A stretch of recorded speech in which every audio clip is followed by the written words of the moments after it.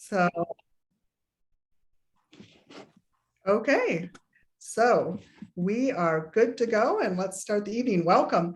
We're so glad that you joined us this evening for Drop Water Connects Us All, presented by Montana Citizens Climate Lobby in partnership with Gallatin Valley Earth Day. My name is Ann Reddy and I'm the chair of the Gallatin Valley Earth Day Committee.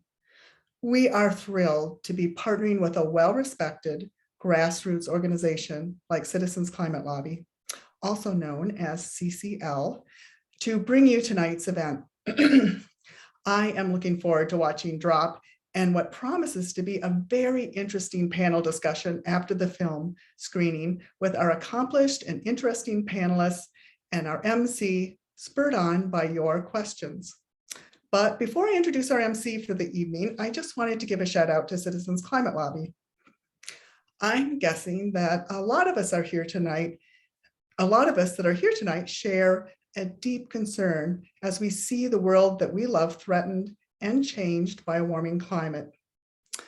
It is this deep concern that motivated tonight's movie and that motivates the volunteers of Citizens Climate Lobby. Citizens Climate Lobby is a grassroots, national, and nonpartisan organization that is working to promote solutions to climate change. One solution CCL advocates for is putting a price on carbon emissions and then returning the revenue raised to citizens in the form of a cashback dividend, as written in the Energy Innovation Act currently before Congress. CCL also highly values working in a bipartisan way. It helped found the Bipartisan Climate Caucus and supports the Conservative Climate Caucus.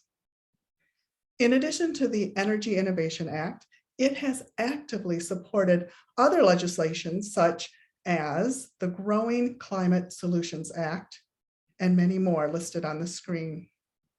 You can find out more about CCL by going to www.citizensclimatelobby.org. And now, without further ado, I would like to introduce our MC for the evening, Travis Kidd. I've known Travis for many years as the charming host of our monthly local Sacagawea Audubon Society meetings and as a thoughtful MC for our other Gallatin Valley Earth Day events. That is why I'm so thrilled that he is with us tonight to direct our conversation with our great panelists. Travis Kidd is a conservationist and environmental educator based in Bozeman, Montana. He has served since 2017 as education chair and board member for Sacagawea Audubon Society, SAS for short. SAS is a bird conservation organization covering the greater northern Yellowstone ecosystem. Travis spends much of his time with SAS working on the Wetland Preservation Project Committee to restore a 40-acre wetland in downtown Bozeman and to establish it as a wetland mitigation bank. And as I already mentioned, he also serves as the MC and host for most of Sacagawea Audubon's events and Q&A presentations. His background is in ecology and science and natural history filmmaking. And now, Travis, take it away. Thanks, Ann. Yeah, thanks so much for that introduction. I'm honored to be here and very excited for the film tonight and to dive into our Q&A with our panelists. I think we've got a great host of folks to give some amazing insight into this issue of water conservation and the future that we can look forward to with global warming. So I would like to get us right into the movie, if that's okay.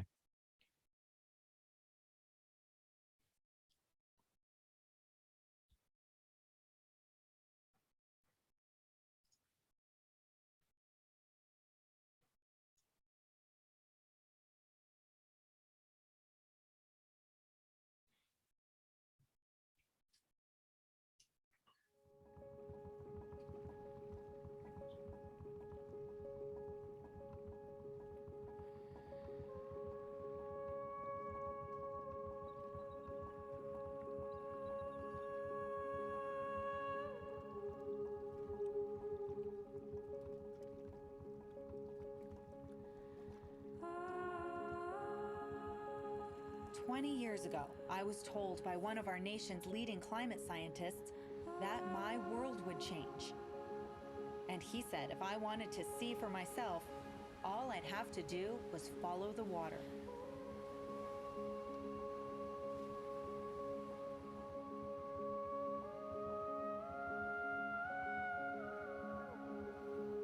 That's what I've done for the better part of 2 decades now.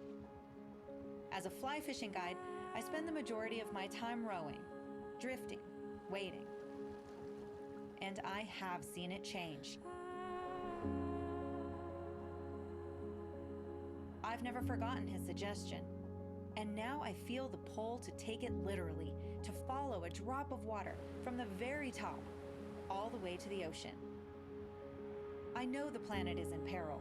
This trip will be one that looks for solutions in action. I want to meet the people whose lives are built around the water and see what they're doing to fight for the earth they love. To begin, I went to reconnect with that scientist. I wanted to revisit our conversation from so many years ago and glean some knowledge to take with us as we follow our drop downstream. Meet Dr. Dan Fagry. My classified title is research ecologist, but we call ourselves mountain scientists, cryospheric scientists, physical scientists, so we're a number of different kinds of scientists. Been a bit surprised that I've lived through some of the changes that we projected. Our snowpacks have been in a 50-year decline. Melt is initiated early, up to 3 weeks earlier. A lot of the water that, say, a rafting company, fly fishing, guiding company would have has already gone past before the tourists even arrive. If you are warming up earlier and the melt is coming earlier, the trees start growing earlier. The trees are now using up more of the water. And now you have potential for more fuel-driving forest fires. You take all of these things together, and there are what we call cascading ecological effects. There are lots of tiny little changes going on in this ecosystem, but sometimes they're hard to measure. And so whether we're looking at tiny little alpine plants like this, or you're looking at a drop's journey to the Pacific Ocean, these are the things that help us understand the bottom of the process, if you will. One of the things we found is that many things that are going on in this ecosystem scale up. And so you have to look at the small processes in order to see how the big ones occur.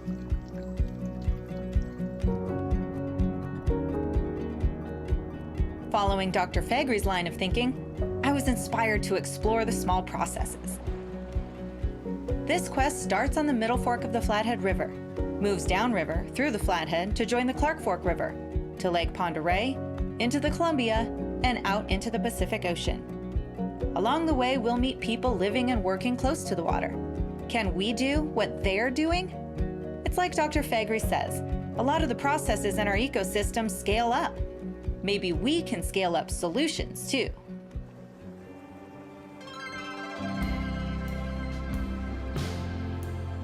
To start following the drop from its origin, we decided to set out for the top of the Continental Divide. I called up a guy known for pioneering big mountain lines on his snowboard. He's also known for his quest to mobilize the outdoor industry to solve the climate crisis. Professional snowboarder Jeremy Jones founded the nonprofit Protect Our Winters in 2007 to create a community of athletes, scientists, creatives, and business leaders who would advance nonpartisan policies to protect the planet. Jeremy recognized the scale of these climate problems early on, and he knew then that it would take a mass movement of nature lovers to effect positive change. So it's really cool to think we're on the top of the Continental Divide, and this snow here that we're standing on, this melts, goes into the rivers, out to the ocean, and you think of how many people's lives have been shaped around this water that starts here.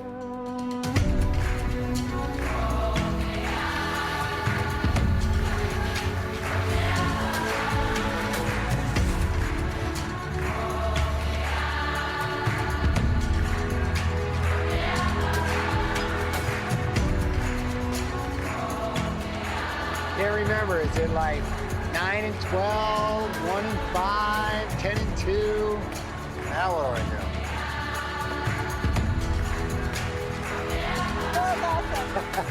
I I founded Protect Our Winters in 2007.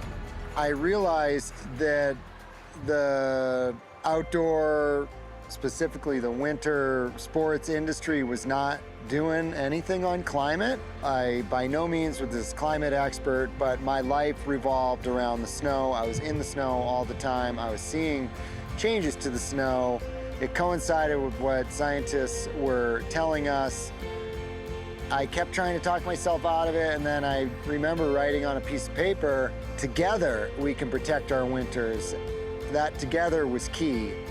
And fast forward, 10, 12 years, and one of the things I'm most proud of is that I'm just a spoke in the wheel, that it's taken on its own life form. That's what I'm most proud of, that it's this group, and it is truly this group effort.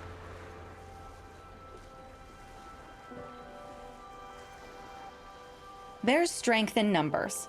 Jeremy has seen this through his work with Protect Our Winters. My friend Rachel Schmidt saw it too, through her past role as director of the Montana Governor's Office of Outdoor Recreation, and Rachel's dedication to looking at the numbers behind the outdoor rec economy is part of a growing trend of states that are seeing the real economic value in protecting wild places. This is my office. I like to be surrounded by maps. Montana and other states have made a very conscious decision to say, hey, outdoor recreation is about way of life and it's about economic vitality. And we're talking big numbers too. We're talking 5.1% of Montana's economy. What supports that? Our rivers, our access points, our healthy habitat. We all love to talk about the big fish we catch. So around the conversation of recreation, we can find these common threads in our lives to establish more connectivity to have productive conversations. There's so much potential for positive impact. I just feel like the sky's the limit.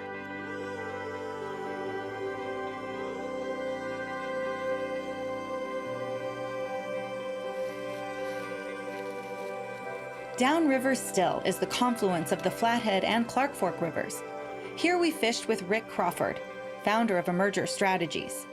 Rick is a sustainable business consultant who guides companies toward carbon neutral and zero waste operations. My vision is to help the fly fishing industry go carbon neutral. I think that fly fishing is a small of enough industry that you can more quickly right this ship. But I also think it's important to prove first that it can be done. So if we can have a smaller industry that does it, then other industries will want to catch on. Say, well, if the fly fishing industry can do it, well, why can't surfing? Why can't climbing? Why can't any outdoor recreation? To be fortunate enough to have these experiences that we have as anglers, and to not do everything that you could to protect it for future generations is irresponsible, and in my mind now as a father, unacceptable. The way that I found sort of my voice, I guess, is, and my little way to try and do what I can is to help businesses, because I don't think that we're going to end capitalism anytime soon. So if we can do it better, yeah, let's do that. Let's go carbon neutral. Really good day today. We went from Montana, Idaho to Washington State. We fished water in all 3 states. We caught no fish. I'm gonna lie to my wife. When she asks how many fish we caught, I'd be like, a lot. Tons, actually. Yeah, don't ever let the fishing get in the way of a good fishing trip.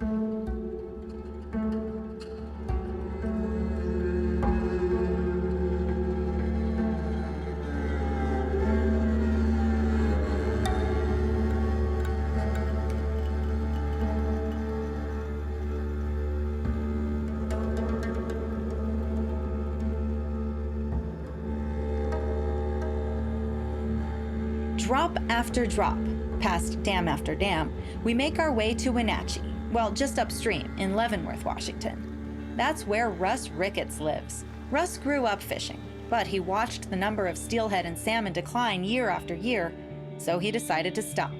Here, come here, look at this. Watch this. These are big fish. And watch what happens here. Like, look at this little pink salmon come in here and get in and amongst these 30-pound fish. You ever see that movie Twins with Danny DeVito? And here's DeVito and there's Schwarzenegger. That is a proud fish. Like, that is a really big fish.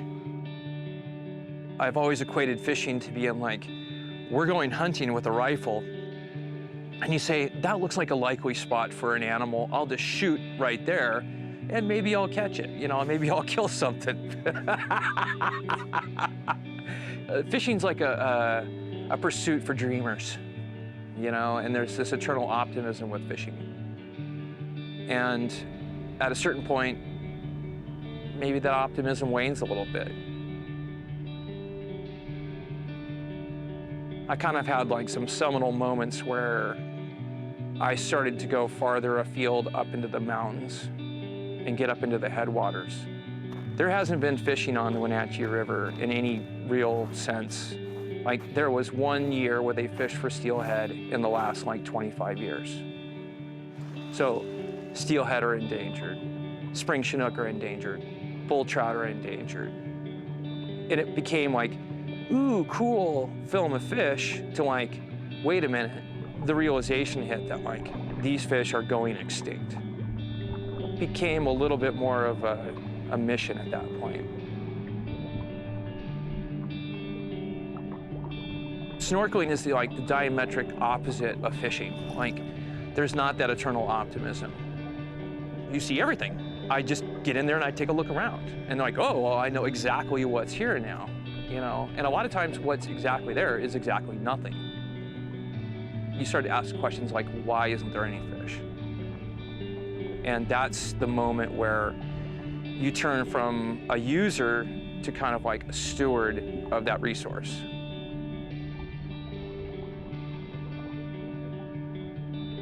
You know, like, there's this incredible knowledge base that fishermen build up. And it seems like the inverse is true with snorkeling. The more I do it, the less I know, or the more I realize I don't know. And so in that way, it's like a pretty cool journey that you just get dumber the farther you go along. Like this whole thing about the watershed, right? So a watershed is kind of like, it tells the story of that place. Like, the river tells the story. To think about your watershed as like this great accumulator. You know, it refines and concentrates all the good and all the bad. It's pretty easy to see how we are bound by our rivers.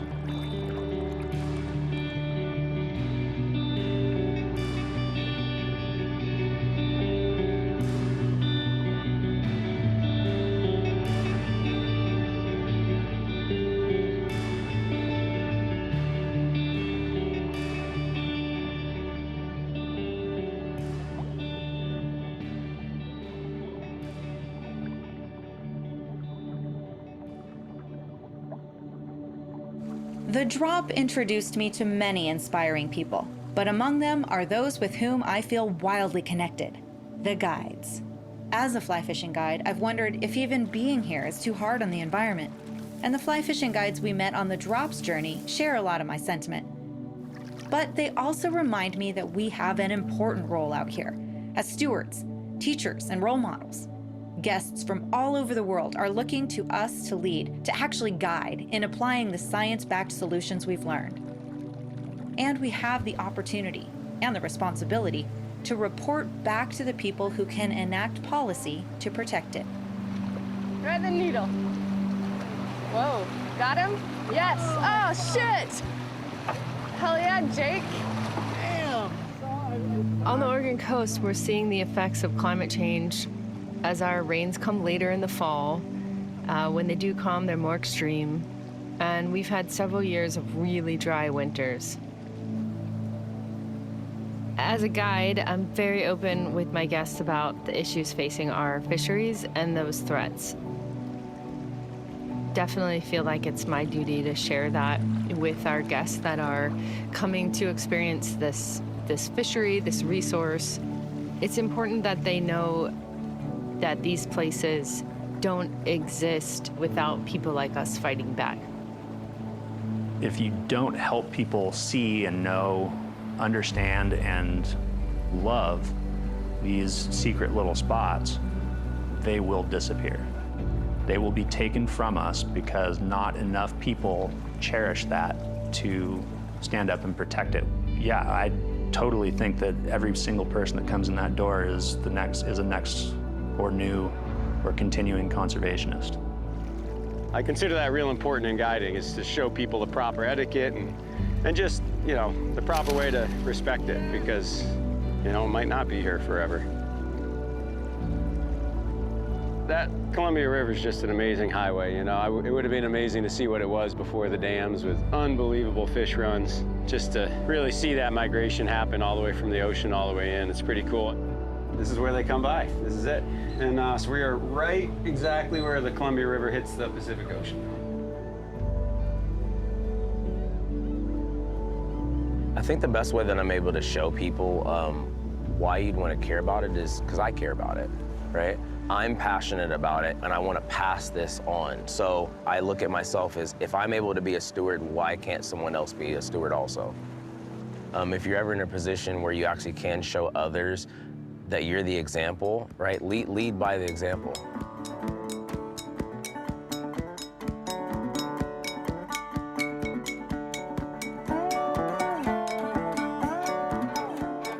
I used to give a human persona to my home water, but after following the drop from the top of the Continental Divide to the Pacific Ocean, I've altered this a bit. Now, it's more about the humans embodied as a river made of important drops, where we can be powerful together. Whether we come from the headwaters, tailwaters, glaciers and snowfields, ponds, back eddies and sloughs, we meet at today's confluence to save each other and ourselves.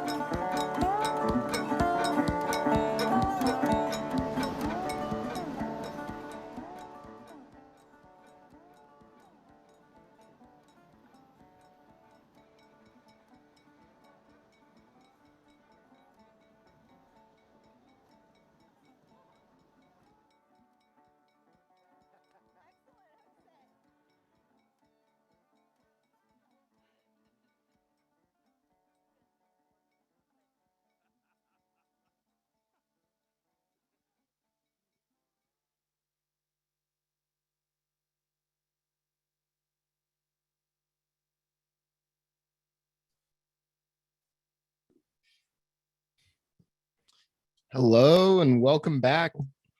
That was a great film.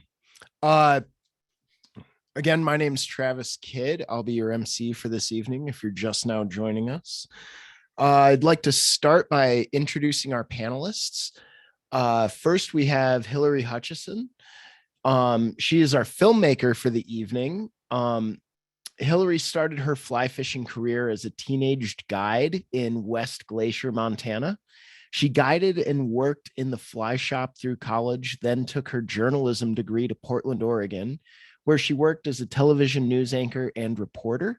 She eventually returned to Montana to guide and co-own and operate Outside Media and Trout TV for nearly a decade.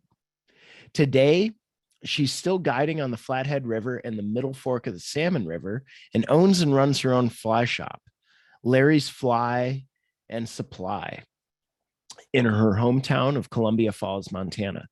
She serves on the Protect Our Winters Board, the American Fly Fishing Trade Association Board, and the Backcountry Hunters and Anglers of North America Board. She is a fly fishing instructor at School of Trout and She Jumps, sits on the advisory committee for Guiding for the Future, serves on the Northern Rockies River Council, and is contributing editor for Fly Fisherman magazine. Hilary fishes on the ambassador teams for Yeti, Patagonia, Orvis, Scientific Anglers, and Costa. She She loves hanging out with her 3-legged yellow lab, her 3 adult children, and her partner, Eben, especially when they volunteer on the oars. Also tonight, we are joined by Hilary Lindh. Hilary is a professional downhill skier, a world champion in the downhill in 1997. She won an Olympic silver medal in downhill in 1992, world championship bronze medalist in 96. She has a bachelor's in biology from the University of Utah, a master's in ecology and conservation planning from the University of British Columbia. She served as an athlete rep on the Environmental Advisory Committee for the Salt Lake Olympic Committee. She worked as a biologist and environmental specialist for consulting engineering firms, environmental analyst and regional environmental manager at the Alaska Department of Transportation, where she was responsible for compliance with the National Environmental Policy Act, and as a long-range planner for the city of Whitefish, Montana. She is currently program director and head coach of Flathead Valley Ski Education Foundation, a valley-wide nonprofit youth organization promoting athletic, academic, and personal excellence through educational and competitive programs in skiing and ski racing. Also joining us today, we have David Brooks. David is the executive director of Montana Trout Unlimited. He is a trained environmental historian who studied Superfund sites and watershed issues. As part of earning his PhD in history at the University of Montana, David wrote the book on Superfund cleanup of the Milltown Dam site on the Clark Fork. Since moving to Missoula in 2000, he has walked, jogged, pedaled, paddled, rode, hunted, fished, skied, and ogled as many wild places, flowing waters, and open spaces in the state as possible. Most enjoyably, when he is in the company of his wife, daughter, dog, and friends. So these are our 3 panelists tonight. If you have any questions for them, please feel free to use the chat box to post your questions.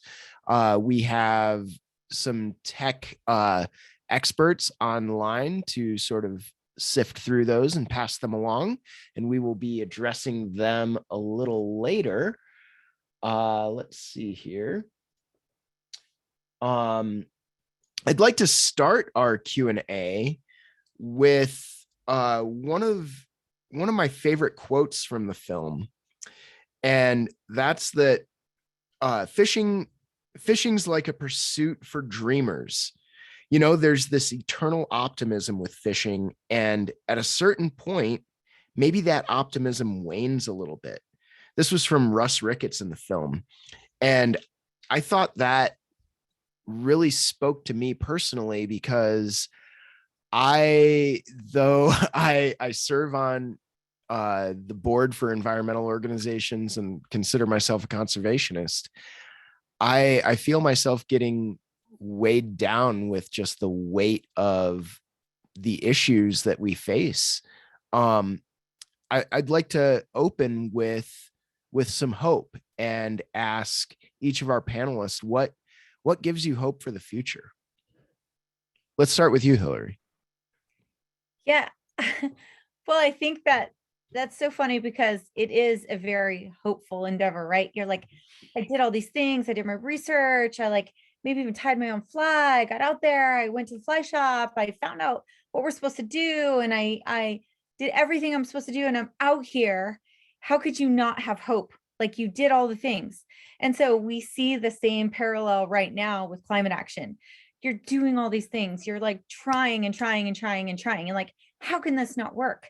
You know? And sometimes it's just like, you might leave the river a little bummed, you know? And I know I'm like this close from like smashing my fly rod over my knee a million times. Like, I had last year, I think I sent back 7 fly rods, but I swear I didn't break them over my knee.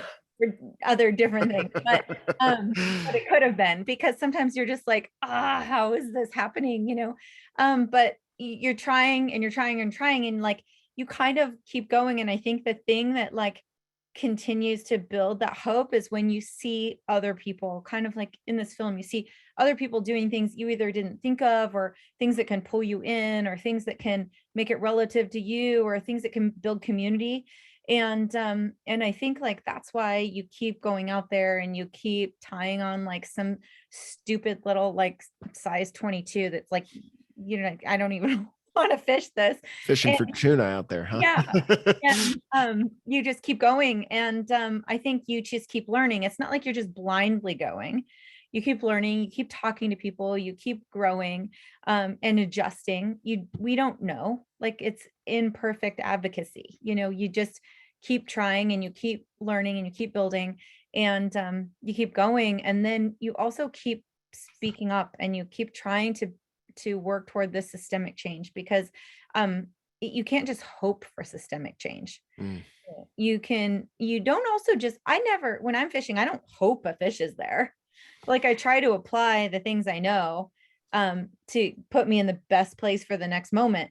And I think it's the same for what we're doing here with our advocacy and for climate action, is you apply these things that and by I mean, we're talking to scientists, we're talking to experts, and you're pulling all of that in, and then you're going forward. And there is a parallel, though, otherwise I would have no idea what to do. But I look at people like Hilary and I look at people like David, and that gives me hope, because that gives me encouragement, it gives me community, and it helps me move. Thank you, Hilary.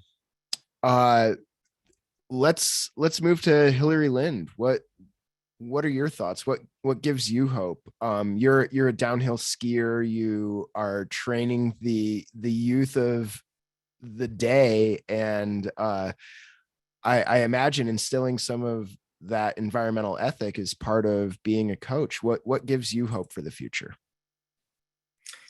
Yeah, I mean, I think from the film, Jeremy Jones is talking about that we have strength in numbers. And I think the whole concept of scaling up solutions and learning from all of these individuals who are trying to make a difference at a small scale, that, if we are all continuing and contributing to the solutions, that, that the hope is that we can work towards the bigger solutions all together.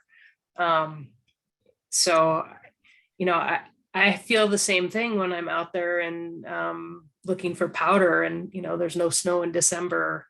It's pretty depressing sometimes, but I think being with young people out in the mountains and watching them have an appreciation for the environment that they're in is hopeful in itself, and helping guide them into understanding the connections and the need for these scaled up solutions is I guess that's the hope that I see out there.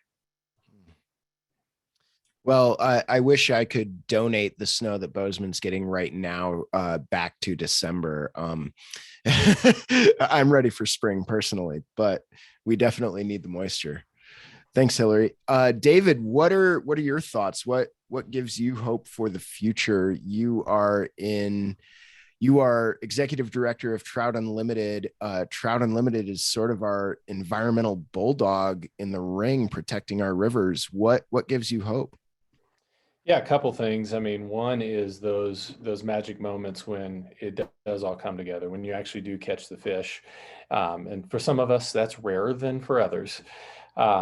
Or when you do have that powder day, right? And that kind of hope, like remembering how good it can be in those instances, is in some ways the hope is easy. What's harder, and what I think is more important, is hope motivating action. And Hilary kind of alluded to that, is that what do you do with that hope? If you have a hope that things are going to get better or that you can make a change, what do you actually do with it?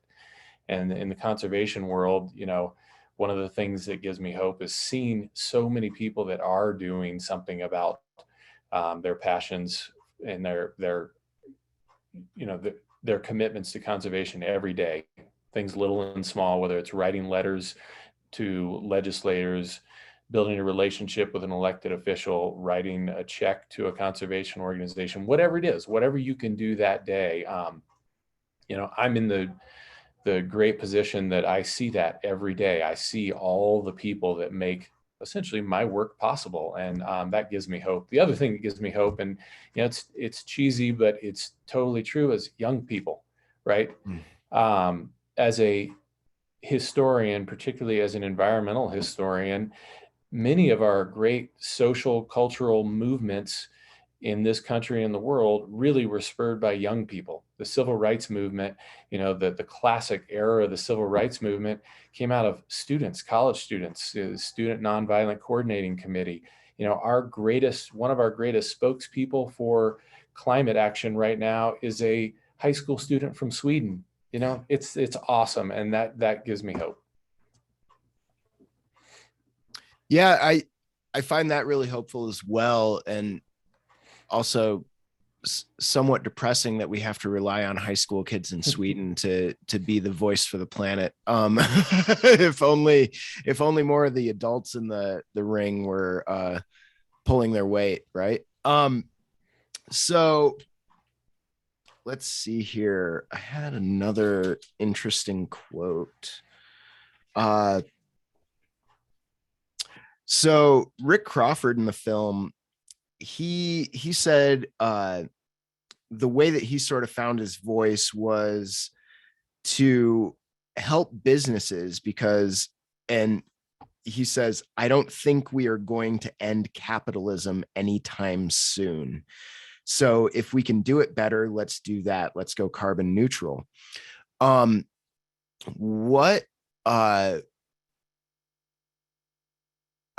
find that sort of cathartic. Like I personally am a fan of the sort of Edward Abbey environmental ethic of just burn it all down, right? Let's go back to making things a bit simpler and rely less heavily on our resources. But yeah, the reality is we're not going to completely upend the structure of society, and capitalism isn't going anywhere.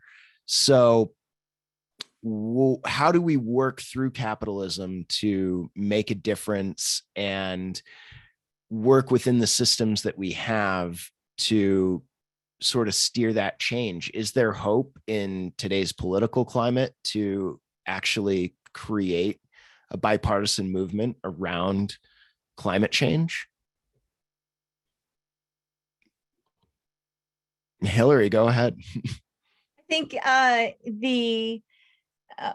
think sometimes we want to say no, like we're screwed, like, but I think the answer is yes. And I was fortunate enough to be able to work with Rick Crawford after this film, and my fly shop became carbon neutral. He worked with us on, there were lots of little tiny silly things like sealing our windows, and we have to use a space heater because we're in a 100-year-old building in uptown Columbia Falls, Montana, and he helped us find just energy efficient heating, and then also work with our guides in terms of their own footprints and being plastic free. We're 100% plastic free, and then also making sure that everybody we speak with knows that they have a voice and that they can talk to their elected leadership. So lots of steps in becoming carbon neutral in your own fly shop, but there are fly shops all across the country quickly becoming carbon neutral.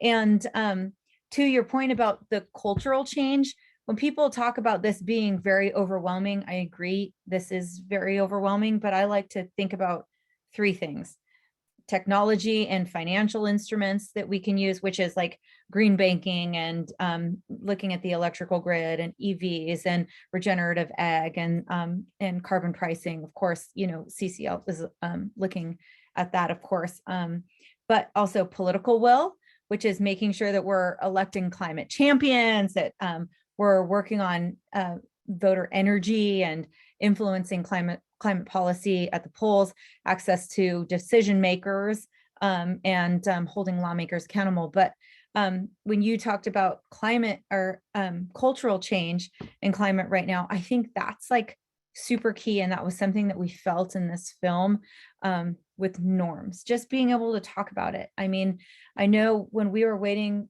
for people in the room to come in to this film, we were just chit-chatting a little bit and talking about how things have changed so much, and that back in the day in guiding, you would just try to put people on fish and catch fish. And now our clients are asking us all of these super high level questions about what's happening with our ecosystem and what's happening with water.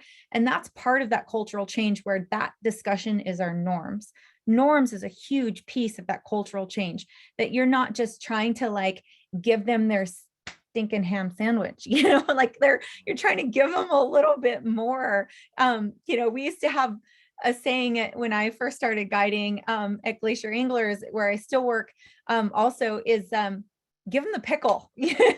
And that now isn't just like something extra in terms of giving them like the right fly to use. It's like, give them the information that they're asking for about what's happening with the river, what's happening with the ecosystem, what's happening with our fish. That's the pickle right now. So that's that cultural change that I think you're alluding to. And it also has to do with like your messengers, like who's talking. The guides are really key in this, in my opinion, just being out there every single day, shaping the conversation and making sure that, you know, we're talking about a big systemic change and the world's largest polluters, as opposed to you just using a plastic straw. If you use that plastic straw, is that what is going to be our downfall? No. I mean, we're trying our best. We're doing our best. We're trying not to use it. You know, we're doing our very best, but really having that voice in terms of affecting big systemic change, I think is that cultural shift that you're talking about.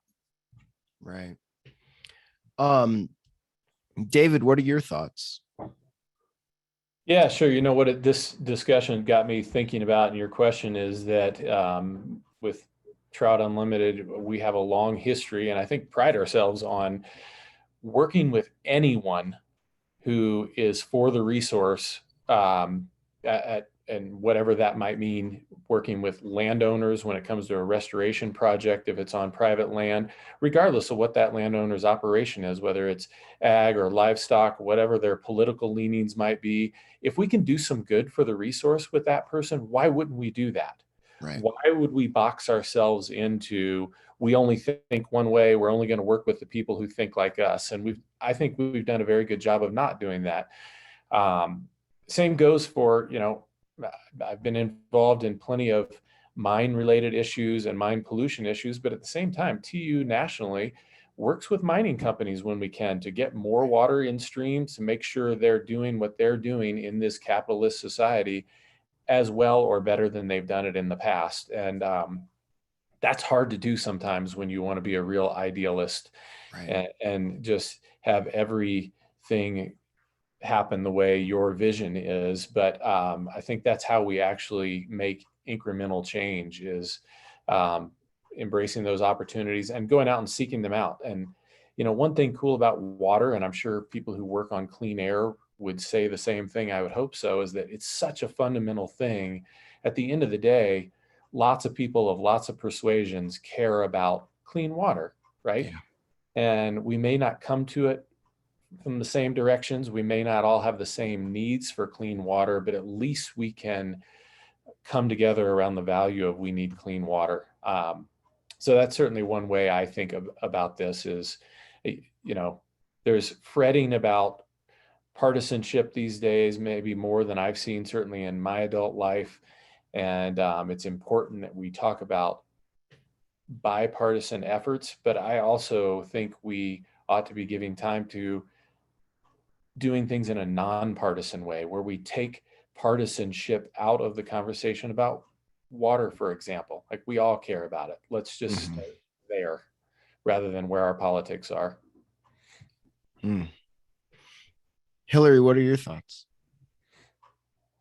Well, I mean, I was just thinking, you know, we're talking about capitalism isn't going away. And I think it's so important to put an economic value on not just outdoor recreation, but, you know, if you look beyond that, the the actual value of having clean water or of having clean air. You know, it's not just about recreation, it's about life.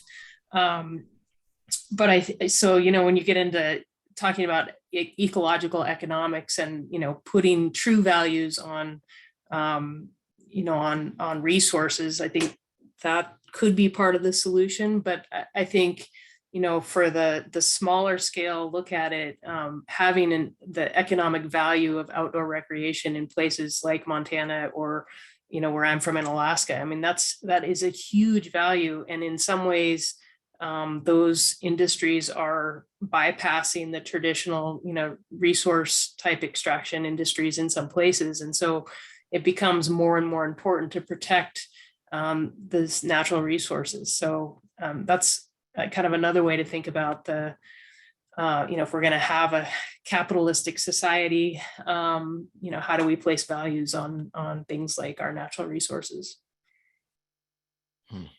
Yeah, and that's the most important thing. Like Rachel said, it's 5% in Montana, you know, of all of our money. Like it's like that I have a fly shop and we sell things.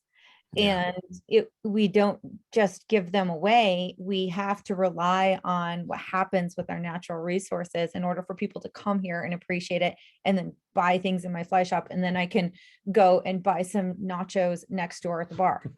So that's the whole reciprocal deal. Like this is how we're living.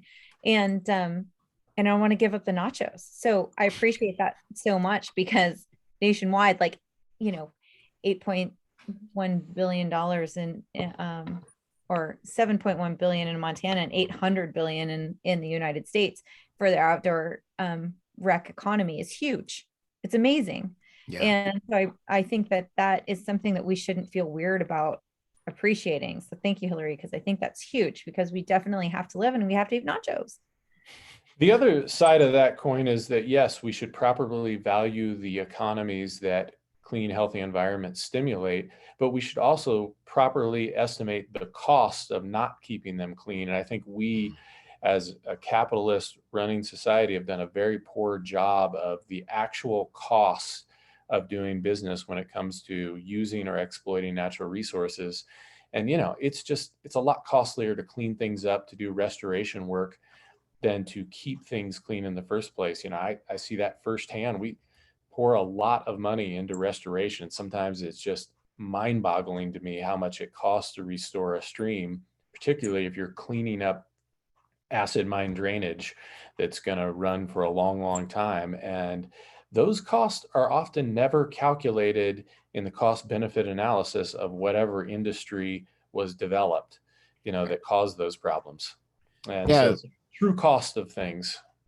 That's something that really piqued my interest in my undergraduate research, was sort of what are the prices that the state is putting on giving a license to something like nickel and copper sulfide mine. So they say, oh, the state deserves X amount if you're going to exploit this resource that the state owns. But when the state is ultimately the one on the hook after all those businesses go bankrupt, get bought and sold 30 times for cleaning up and maintaining in perpetuity the damage done by that one-time extraction for the sake of a couple hundred construction jobs and some jobs getting shipped in from overseas for managing the mine. Yeah, it never made sense to me. And how do we encourage our politicians to put a more realistic price on that permit? Say, look, I thought Wisconsin did an amazing job. I think it was either Wisconsin or Minnesota that said no more sulfide mining until you can show us a single one that hasn't polluted its river. And last I checked, no one had taken them up on it. So how do we encourage our politicians to put the real price on exploiting that resource? so far the price seems to be based more on what someone's willing to pay us to come pull it out, and that's based on the value of the copper itself at that moment, and those prices fluctuate incredibly.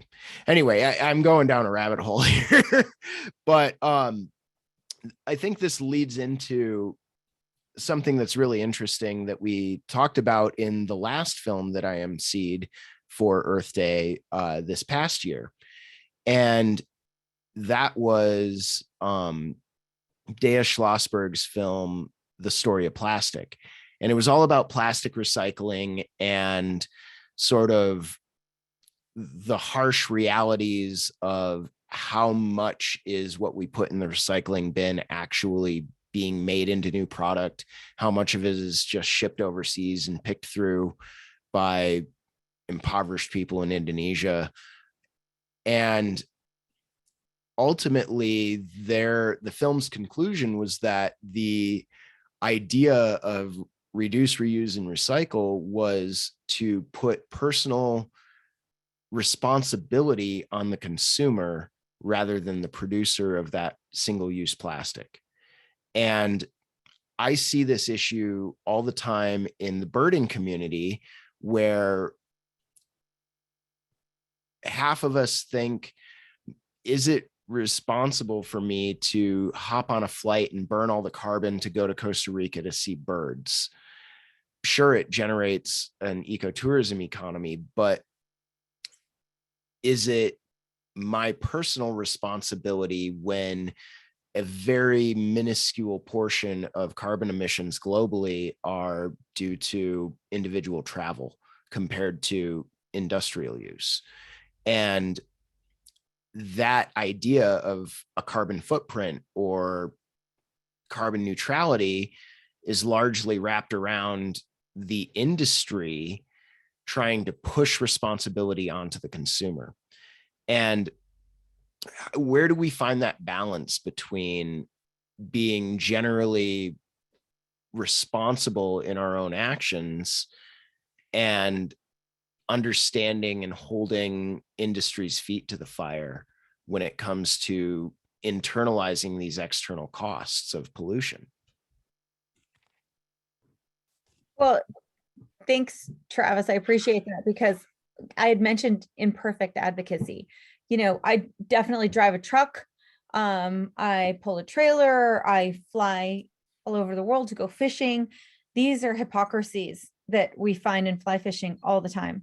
And what I'm working toward is being able to not have that be my option.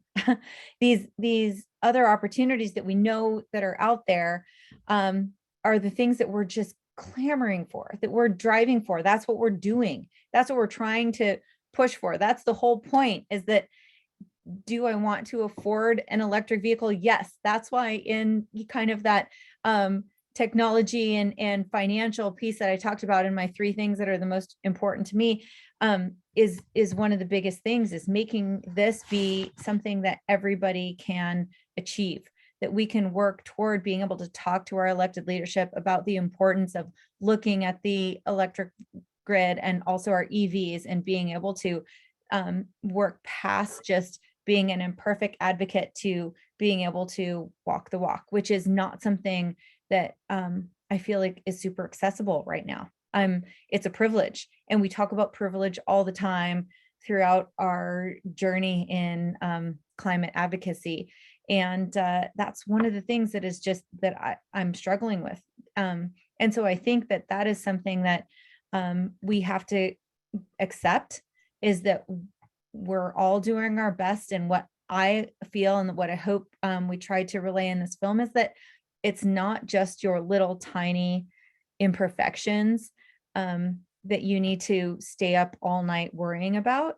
It's you have this opportunity to work with all of these other people out there to affect bigger systemic change that can work toward an opportunity for you to not have to rely on fossil fuels. That's a huge thing, because right now we literally do.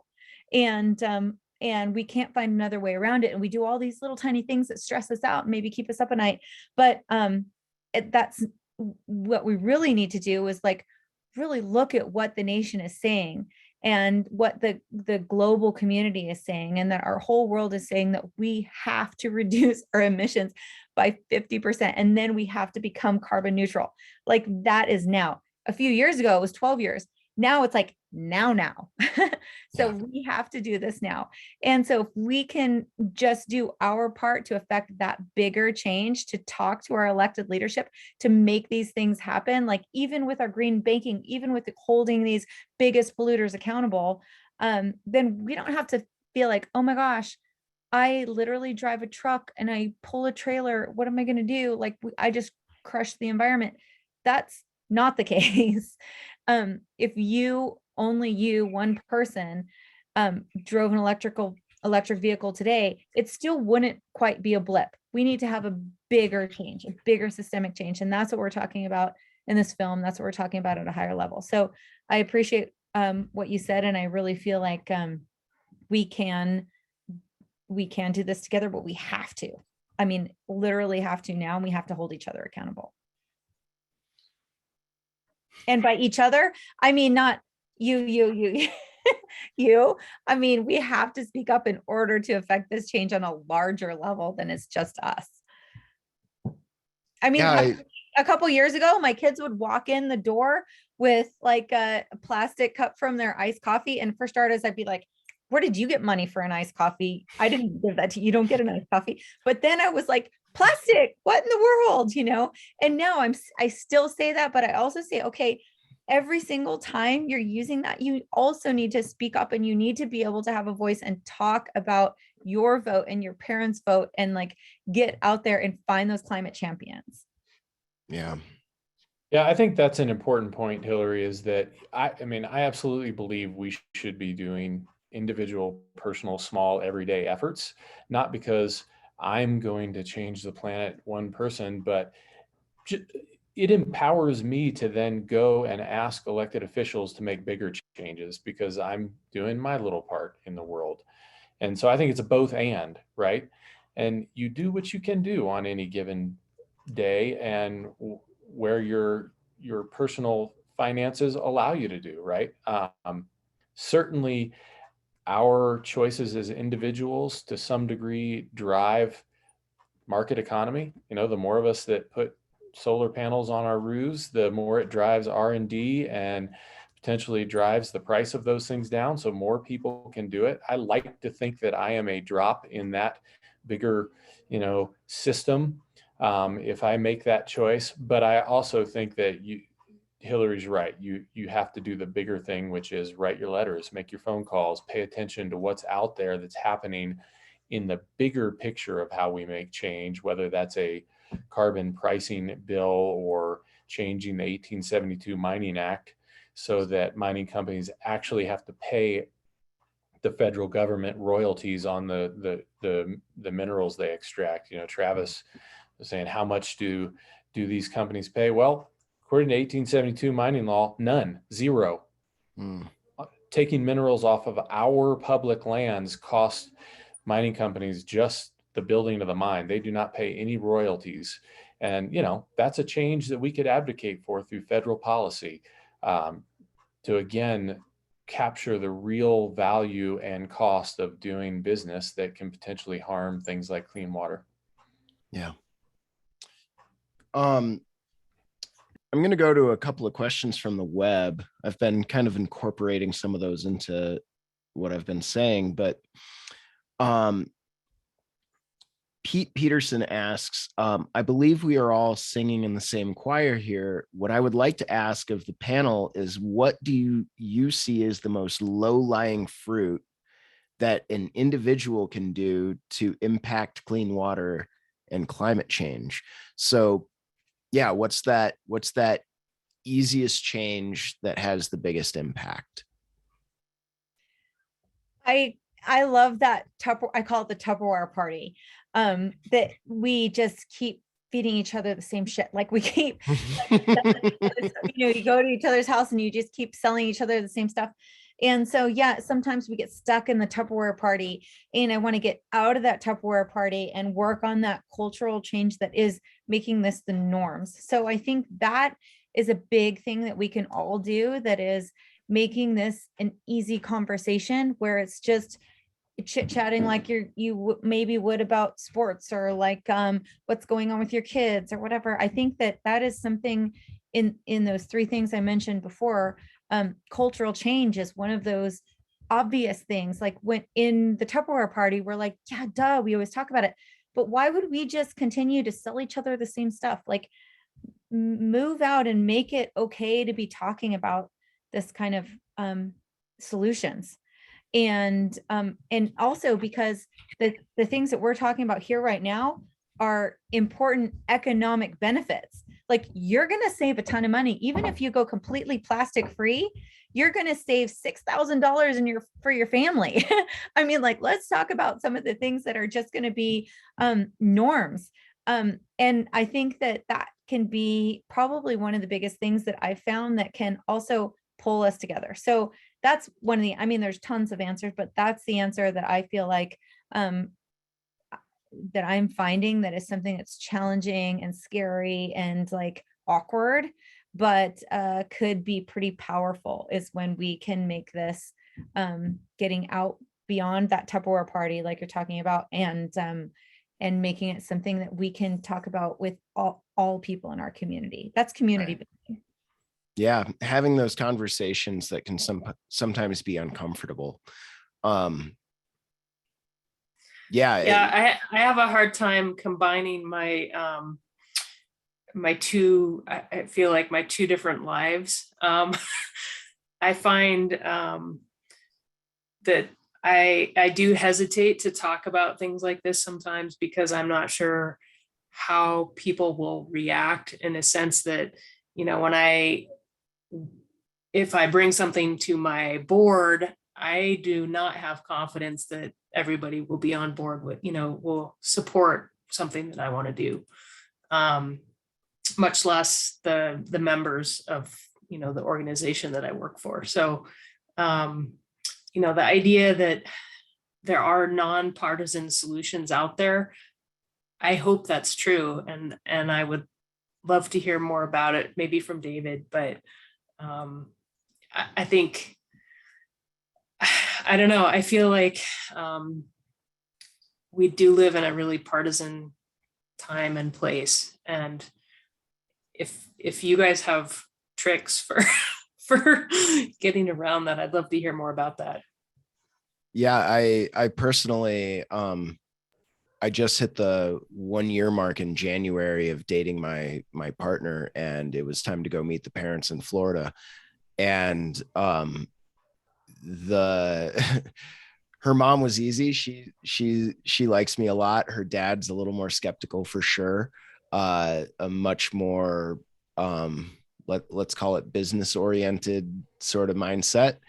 And I think I did okay in the end. He said, despite the fact that he and I differ on both politics and religion, he and his son-in-law share both politics and religion, and he somehow likes me better than he likes him. So I think there's ways in. The trick is, yeah, how do we have those conversations in a productive manner that isn't just each of us standing on our soapboxes shouting in opposite directions and not hearing each other. And I think that's one of the great personal challenges in my life. I would like to acknowledge we are at the top of the hour.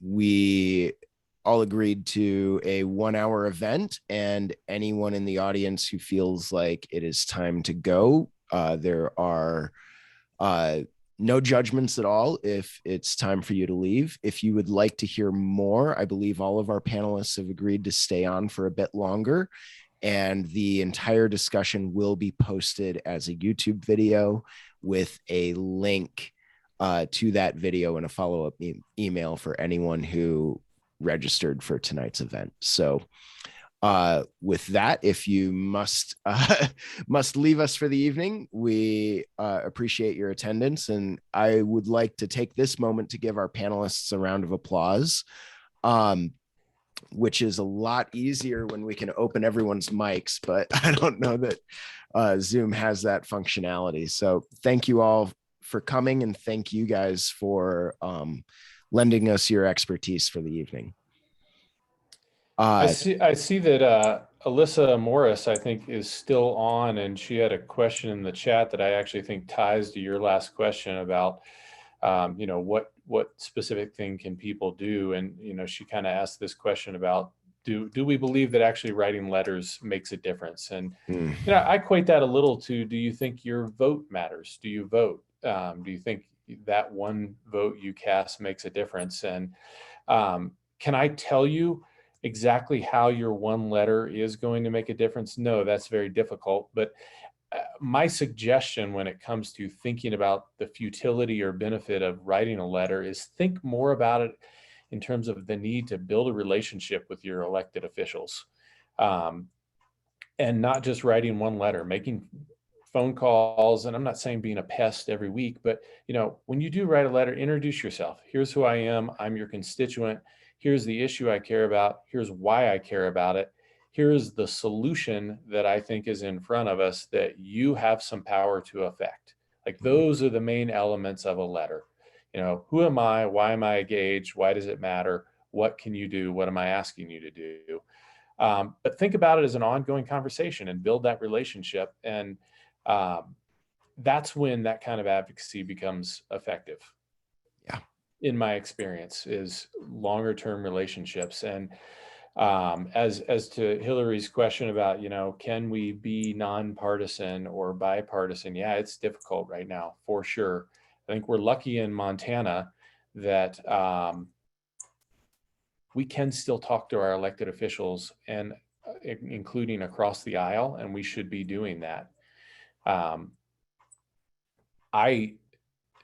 Going into difficult conversations with people who I disagree with, that's hard for me. You know, I like to be friendly. I like to be congenial. But once I get into difficult conversations with people I disagree with, those are the ones that I really come out of and value almost as much as any other when it involves my work. And, you know, I think one key to doing that, to reaching across whatever aisle you may be reaching across, is, you know, you got to bring some legitimate curiosity. You can't just go into it thinking, I have my idea and I don't care what this other person thinks, I'm going to change their mind.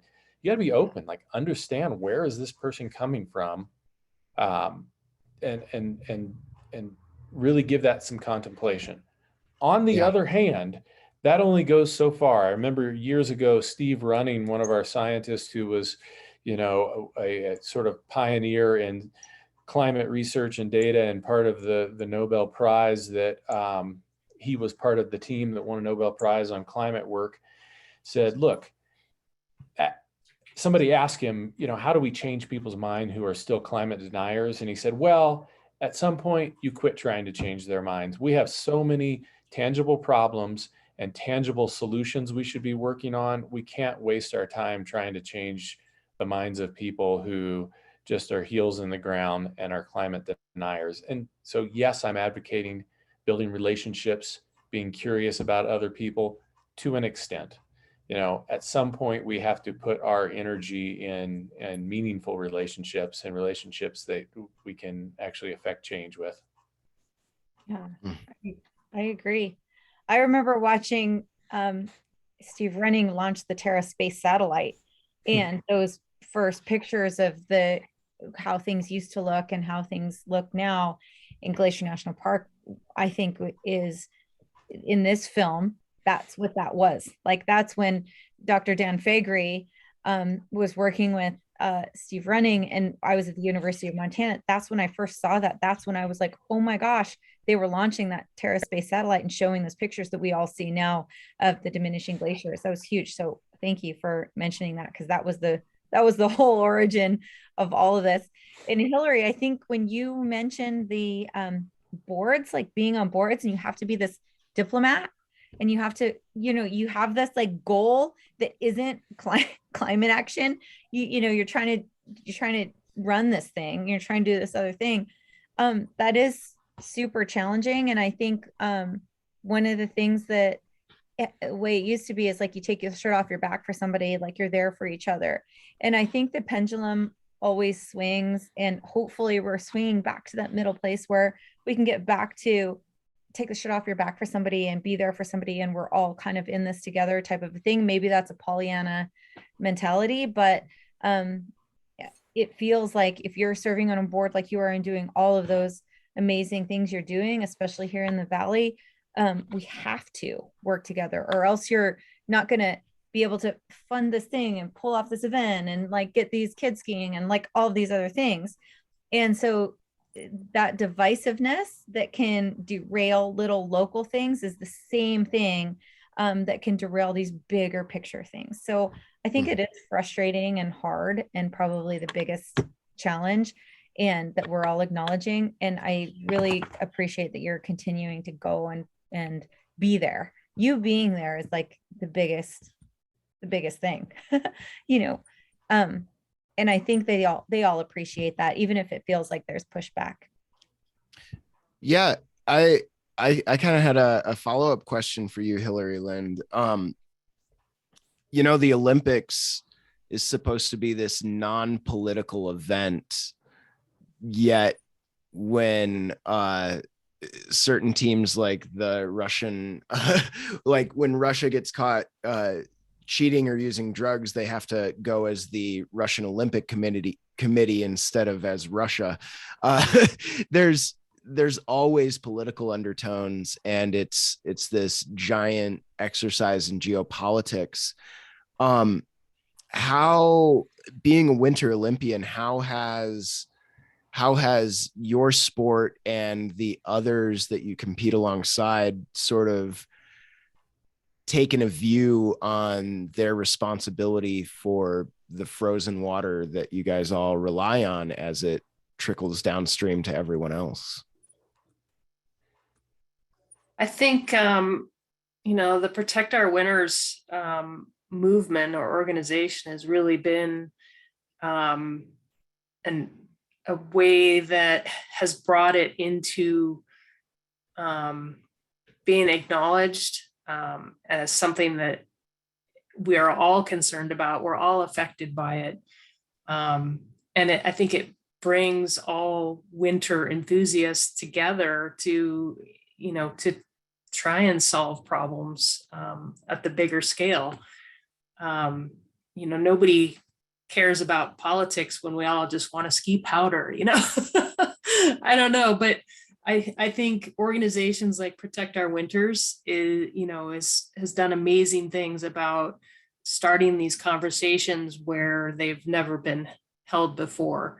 So for Winter Olympians or just winter recreationalists, there's a way to start those conversations. And so I think that's been really good. I think there's been a number of athletes who have really tried to be carbon neutral with their travel for competitions, whether it's purchasing carbon credits from banks around the world. But those are things that weren't talked about when I was competing a long time ago now. So I think those types of organizations are really great in the fact that they're normalizing that conversation like Hilary was talking about.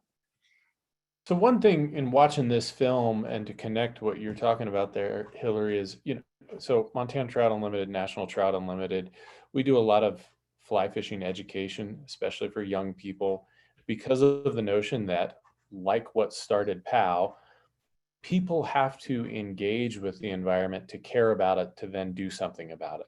Yeah. Right. So yeah, you just want to ski POW, but at the end of the day, a lot of people who do that and make the connection, oh, this is a diminishing resource, I need to stand up for it if I love it.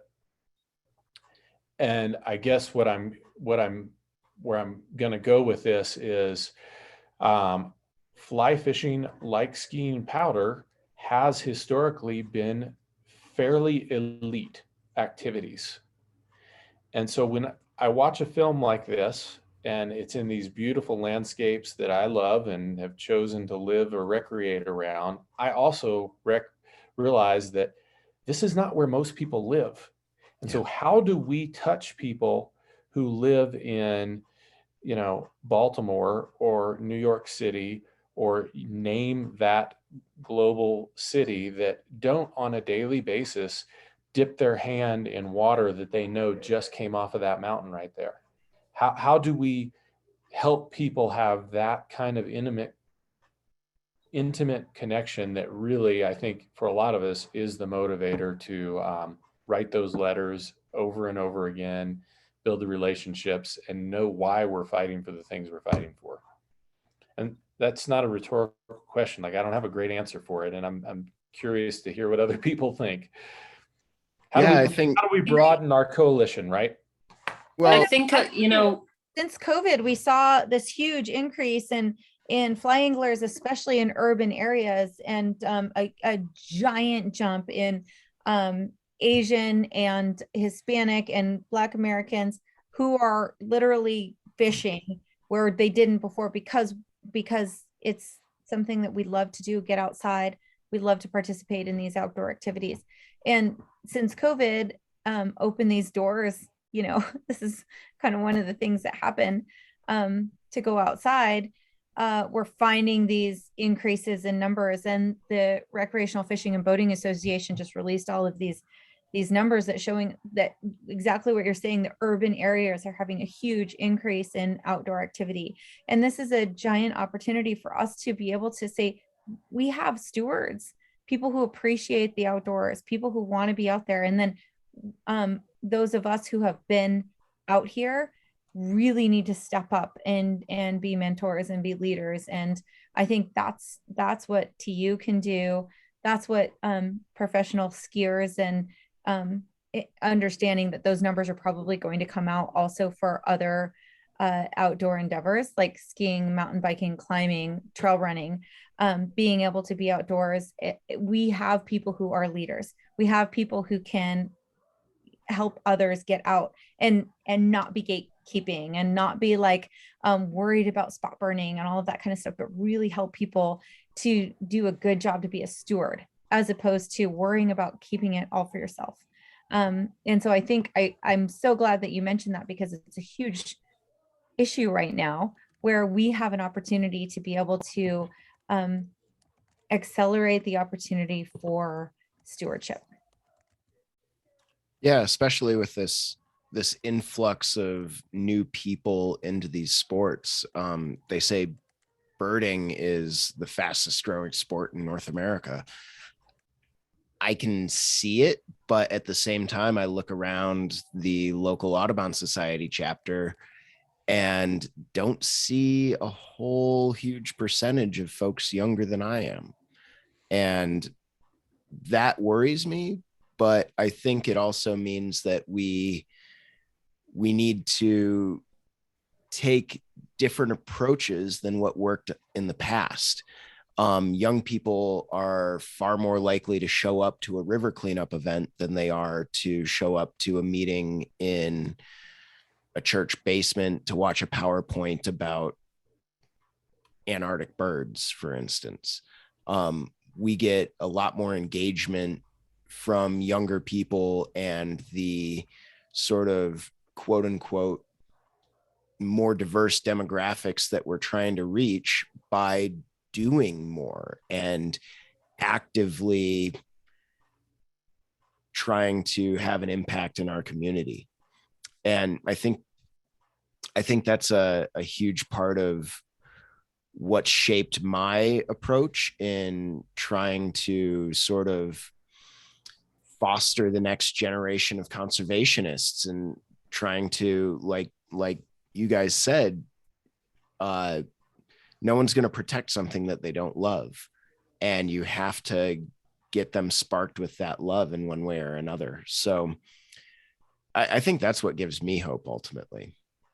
Somebody in the chat just sent me a message privately, and it's Alexandra Amonette, and it's a great little story that I'd like to share. She says that twice a week or once a week teaches a couple of kids from Hoboken, New Jersey about essentially natural history, wildlife through virtual learning, sharing bird calls via Cornell Ornithology website, and then asking these kids to go out in their own environment and just listen and find the nature around them. And I think that's super powerful because not everybody can come to Montana, and nor should necessarily everybody. I think it's far more powerful if people can connect with nature, the environment, resources in their backyard, and defend their home and the things in their home. Yeah, for sure. I mean, the Delaware River is right there and it needs all the help it can get. So yeah, I think that the whole idea of think globally and act locally applies to everyone, of course. And I mean, that's one of the reasons I was so excited that COVID sort of pushed a lot of these conversations onto online platforms, and we can have people signing in from all across the country to hear this message and participate in this conversation. Hilary, you have a question? I have a question for Hilary, actually. And this is it's a skier question. And it has to do with how, a little bit about how you mentioned POW and kind of POW trying to protect our winters, train snow sports athletes to speak to their elected leadership.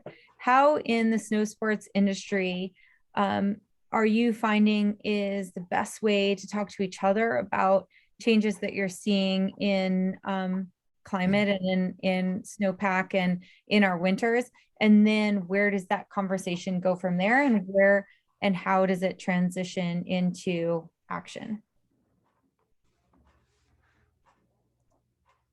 I don't know if I have a good answer for that. I think we talk about it all the time in a kind of, superficial way. It's easy to say, oh, this could be our last winter, or, are my kids, is my daughter going to have winter when she's, having her own kids? I don't know. I mean, I think it's something that everyone is aware of and talks about in that kind of distant manner, but I haven't experienced a lot of in-depth conversation about, issues or solutions as a skier. And I don't know if it's because I'm not inviting it or encouraging it or what it is, but I mean, I think those conversations are happening through organizations like POW, but I haven't had those interactions really. Well, it's awkward, right? Like you want to just talk about the stoke, you want to talk about snow, like, that's where we are in fishing. It's the same. And the reason I asked you that is because it's something in fishing. We're out there because it's the good part of our life, right? Like it's the stoke, it's where you're really feel at home and comfortable and happy. And so I imagine that's the same in the ski industry, where that's where you're going for like all the good parts of your life. So it's tricky when it's like this elephant in the room, like this giant, like that part of it, It definitely feels I like was just asking because I was looking for some tips, because we have the same thing in fishing. Like it's all stoke, I mean, it's all in fishing. It's just high fives and being pumped on it. And so I was curious if there is some sort of best practice we can learn in fishing from the ski industry. I think there are opportunities that people who are in the spotlight right now in competition have, and some of them do take that opportunity to talk on the bigger scale about climate change and what can we do as athletes, and be better examples for everyone around the world. There's I think it's winter snow day in Europe. They're always advertising during the World Cup season. And, I think some of the things that they're doing in Europe to, to maintain glaciers and snowpack over the summer are insane. Like they're laying down these sheets of white plastic over existing glaciers to try and keep those glaciers from melting. And I just think it seems like that conversation is happening a lot more out explicitly in Europe, because of, there's so much more evidence of, retreating glaciers in the Alps, and it's so many more people are seeing that. Whereas in North America, the number of people who are actually, experiencing it for themselves is quite small. But I think in a lot of the European countries, it's a bigger part of the population is actually experiencing, there's no glacier left. Where I used to train, 25 years ago, there's really nothing left. And so I don't know. I think there is an opportunity for those conversations to be had. And I think there's an opportunity for the way social media is now, for the people who are really in the public eye, for their, their competitive successes. They have that opportunity. And some of them are making use of that. Not everyone, but I think that's an option out there. Awesome. Yeah, I thank you. That answers my question for sure. And also, I think the point that you made about the Olympians, like yourself, who have that opportunity to use their platform, it's tricky because you also feel that hypocrisy a little bit, because you do fly in airplanes and you use helicopters and snowmobiles and all of that kind of stuff. So it is a hard place to be in, and so it is a hard conversation to have for sure. I always struggle with panel discussions like this because I could have an hour-long conversation with each of you. But we are approaching an appropriate end to the evening, and I would like to give each of you an opportunity to tell us what's going on in your life, what important things do you have coming down the pike, and what should we all be paying attention to? Let's start with you, David. Sure. I want to share a recent success this week. Montana TU, as well as some partner organizations, just won a resounding court decision in Montana against the Black Butte mine that is being proposed in the headwaters of the Smith River, our only permitted river in the state, because of all of its values and all the people who love it and want to float it. And I guess the reason to share that is not necessarily to pat our organizations on the back, but to just communicate the message that this happened because people in Montana who love the Smith and people from outside of Montana who love the Smith supported our organizations for years and realized that this was a long fight and stayed in it and made public comment every time there was an option to do so. And it's a great example to me of how often power wells up from people rather than trickling down from decision makers. And it's not a done deal. We'll probably have to defend this in the Montana Supreme Court, but it's very heartening to know that tens of thousands of Montanans and visitors stood up for this for years and years and years, and that has paid off in a really significant win. And I think beyond that particular win, I'm just super motivated this week for conservation in the long haul and for the people who stick with it. So who's the defendant in this lawsuit? Is it the mining company itself or the state agency permitting? Both. They're both defendants, and they are both going to appeal this to the Montana Supreme Court. And I mean, this is really unprecedented for a district court to rule in favor of the plaintiffs challenging multiple aspects of a hard rock mine permit in Montana. I certainly don't know of it having happened before, and so this is a big deal. And again, it's to the credit of all the people who have been involved for many, many years. Well, thank you for sharing that, David. And we're all cheering for you guys and eager to hear the outcome of that one. Hilary, Hilary Hutcheson, any parting thoughts? Well, I'll start just by saying I applaud David and TU and all the other partners who have been working tirelessly for years and years and years on to try to get to the outcome, and then also the beginning of a continued process that David just mentioned. It's huge, and the Smith River is near and dear to my heart for sure. But that's just a day in the life. So I just want people watching to know that people are out there, you guys, seriously doing this work day in and day out, not just because they're like clocking in and clocking out, but because they really care about it, and they care about it for you. They care about it for your kids and your children's children. And it's a real thing. Like, it is definitely from the heart. So thank you. I appreciate that a ton. And then also, it's not just one river.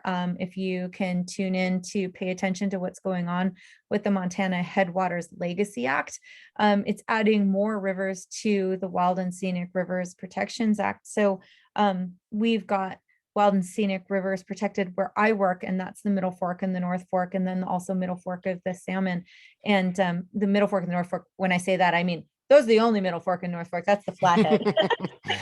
Some people say like the real Middle Fork is the Salmon. No, my Middle Fork is the Flathead. So Middle Fork and North Fork of the Flathead, and then the Middle Fork of the Salmon are all under the Wild and Scenic Rivers Protections Act. But that's a huge, important thing that means that you don't have to do, if we can add more rivers to that protection, then we won't have to do what David's doing right now, which is just like claw to try to get it protected. So if we can do that now and get those protections before there are all of these big challenges and threats, then I think that's key. So if you could just like Google that, look that up.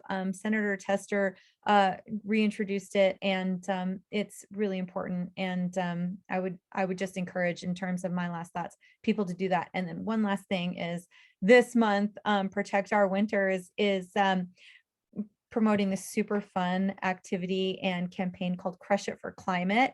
And all you have to do is literally go have fun in the outdoors, and you can gauge it on Strava, on your Strava app on your phone, and just go do super fun, cool things and join Protect Our Winters as a member.